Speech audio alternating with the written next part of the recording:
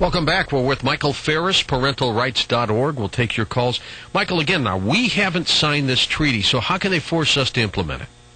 Well, until we ratify it, they're not supposed to be able to.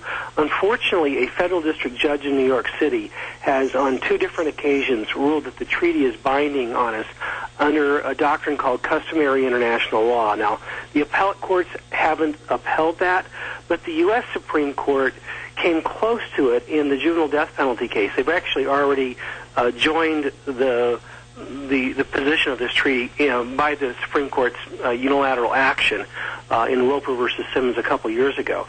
And they used the treaty as not binding but supposedly helpful precedent.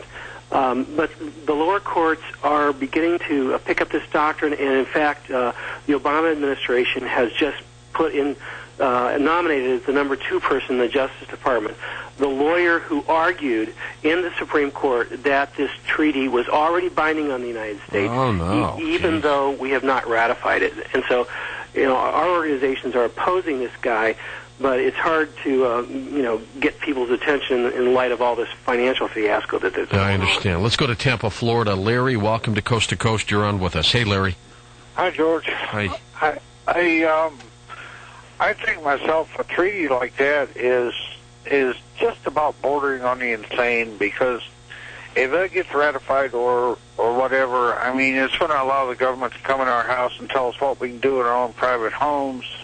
And to me, that's similar to what the Gestapo used to do in Germany. Reaction, Michael Ferris? Well, I think that the extent of the problem is exactly as Larry said, that it is as egregious as we can possibly imagine.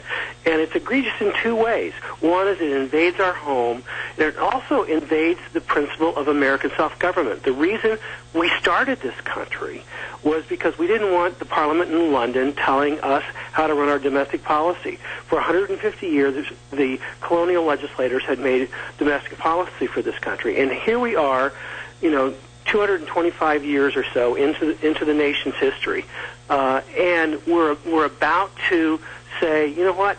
Let's let the UN make our domestic policy for us on this area. And there's others. There's a treaty on women's rights that would be even, another sector that they're trying to turn over. And, for heaven's sakes, yes, we need public policy about children. Yes, children need some protections.